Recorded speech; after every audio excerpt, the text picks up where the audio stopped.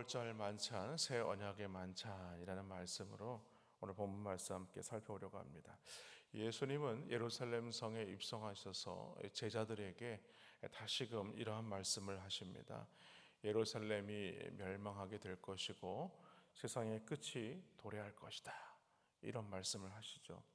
그리고 나서 오늘 본문 1절 말씀이 시작이 되는데 이 1절에 유월절이라 하는 무교절이 다가왔다 이렇게 말씀합니다. 우리가 잘 아는 대로 유월절은 무엇을 말합니까? 이스라엘 백성들이 애굽에서 출애굽할 당시에 마지막 이 10번째 재앙, 그러니까 장자의 죽음이죠.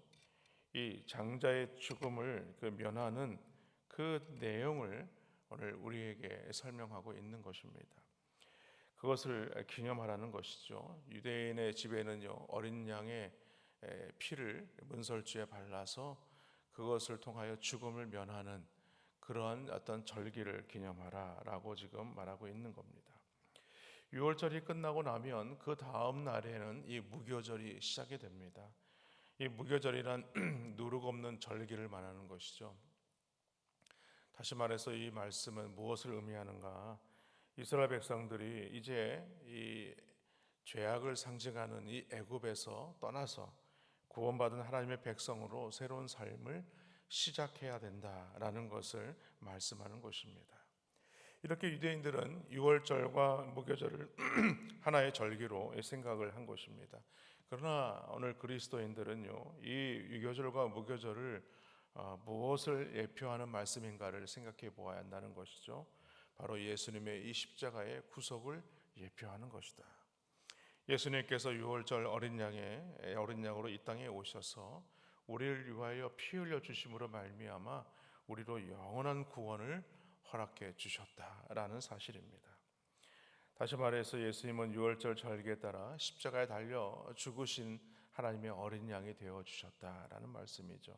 이것은 세상을 구원하기 위한 하나님의 계획이다라는 것을 우리에게 말씀하고 있는 것입니다.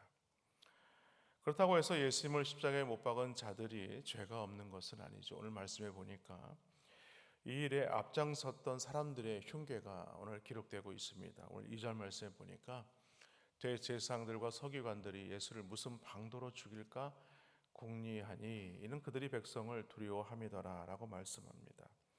그러니까 이 종교 지도자리라고 말하는 사람들은 어떻게 하면 항상 모이기만 하면 예수님을 죽일까, 예수님을 어떻게 잡을 수 있을까, 그것만 방도만 생각했다는 것입니다. 어떻게 보면 하나님을 잘 믿어야 되고 또 하나님의 뜻을 잘 이해할 수 있어야 되고 또 그것을 잘 가르쳐야 할 사람들이 오히려 예수님을 죽이는데 앞장섰다라는 것은 모순된 일이 아닐 수 없다는 말씀이죠. 이것은 그 당시에 유대 종교가 얼마나 하나님과의 관계에서 멀리 떨어져 있는가를 단적으로 보여주는 것이라 할 수 있습니다. 그런데 그들은 오늘 말씀 하반절에 보니까 백성을 두려워했다라고 얘기를 하죠. 왜냐하면 아직까지는 예수님을 추종하며 따라가는 사람들이 많았기 때문이죠. 만약에 종교 지도자들이 예수님을 잡아다가 옥에 가두기라도 하면 그야말로 지금은 폭동이 일어날 그런 상황이었습니다. 그뿐만이 아니죠. 당시 예루살렘은요, 이 유월절로 인하여서 많은 사람들이 지금 모여있는 그런 상황이었습니다. 그렇기 때문에 자칫 잘못하면 소요로 이어질 수 있는 그런 상황이었다는 것이죠.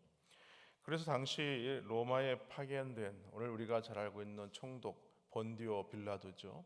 이 빌라도가 이끌고 있는 이 로마의 군대는 사실은 이 가이사라에 머물러야 합니다만 그러나 오늘 그들이 지금 군대를 이끌고 어디에 와 있느냐?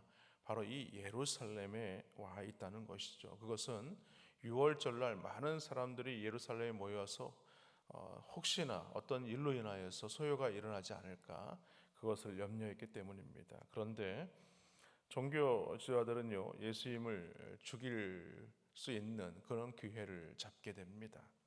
바로 이 가룟 유다가 예수님을 배반하고 예수님을 팔아 넘기기로 했기 때문이죠. 3절에 보니까 열둘 중에 하나인 가룟신이라 부르는 유다에게 사탄이 들어갔다 이렇게 말씀합니다. 사실 이 가룟 유다는 예수님의 놀라운 가르침을 받은 사람입니다. 훈련을 받은 자이죠. 예수님의 기적과 같은 역사들을 옆에서 목도한 사람입니다.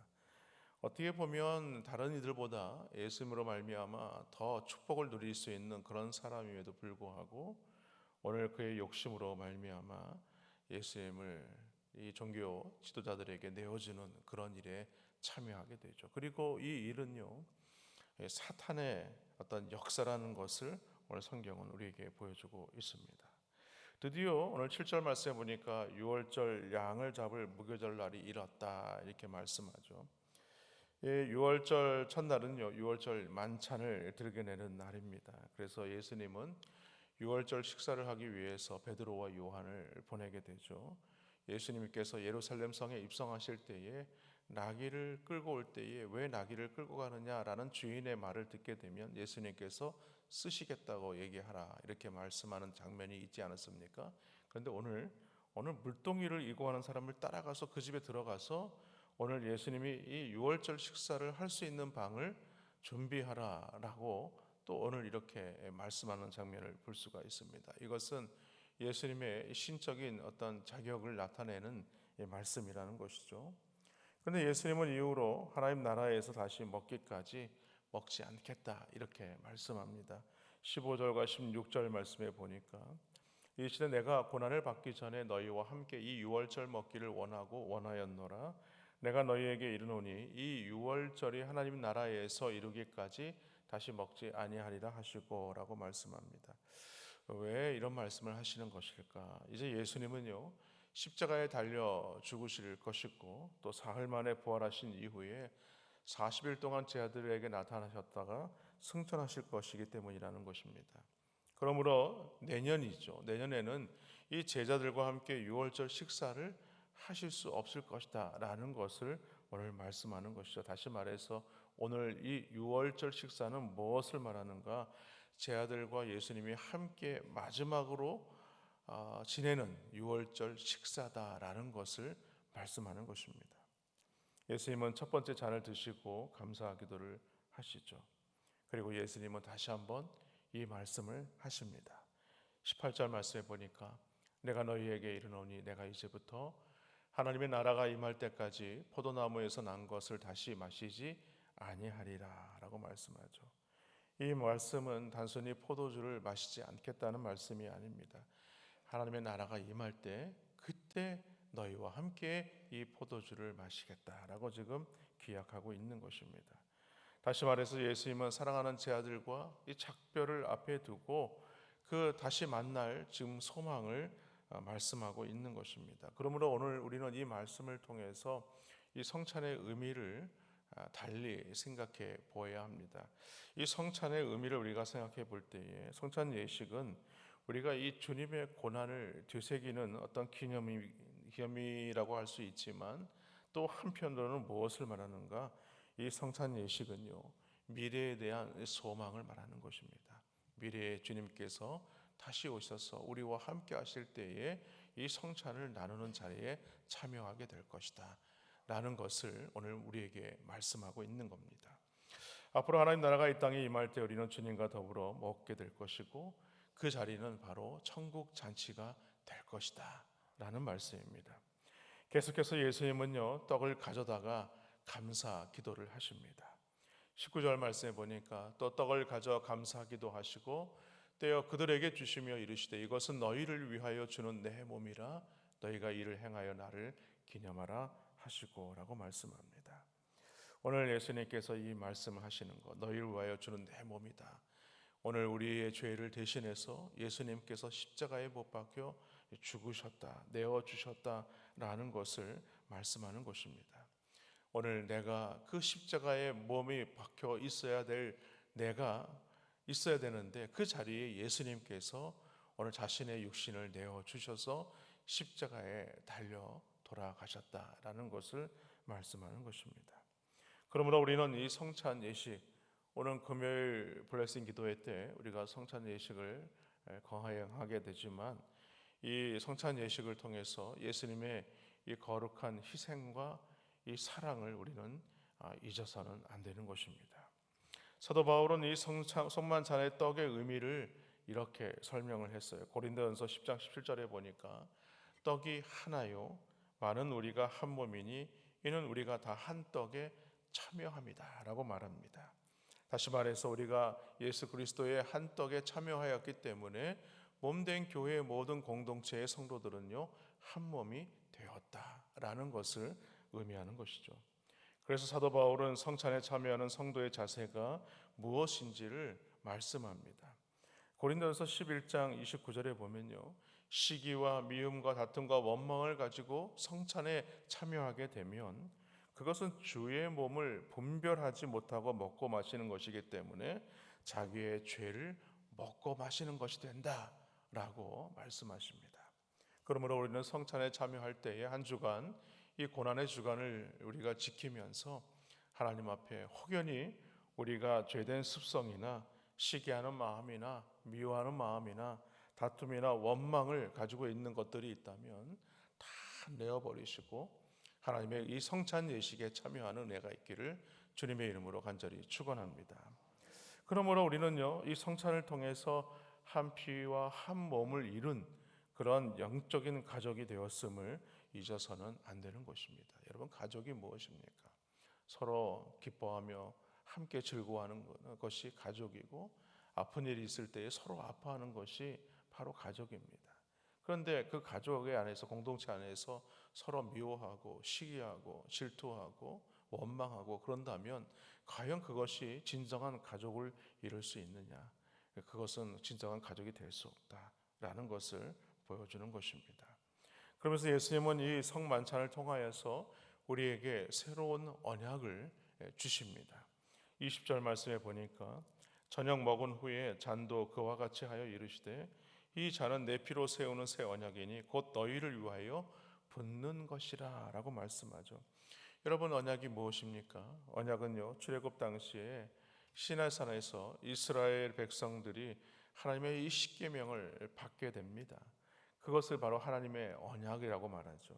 백성들은 언약의 말씀을 듣고 우리가 여호와의 말씀을 준행하겠습니다라고 서약을 하지만 하나님의 말씀을 온전히 지켜내지 못하고 그 언약을 깨트리게 되죠. 그래서 하나님은 오늘 우리에게 이 새 언약을 주시겠다라고 약속하고 있습니다. 예레미야 31장 31절로 33절 말씀에 보면 이 새 언약이 무엇인가를 오늘 우리에게 말씀하고 있어요. 여호와의 말씀이니라. 보라, 날이 이르리니 내가 이스라엘 집과 유다 집에 새 언약을 맺으리라. 이 언약은 내가 그들의 조상들의 손을 잡고 애굽 땅에서 인도하여 내던 날에 맺은 것과 같지 아니할 것은 내가 그들의 남편이 되었어도 그들이 내 언약을 깨뜨렸음이라. 여호와의 말씀이니라.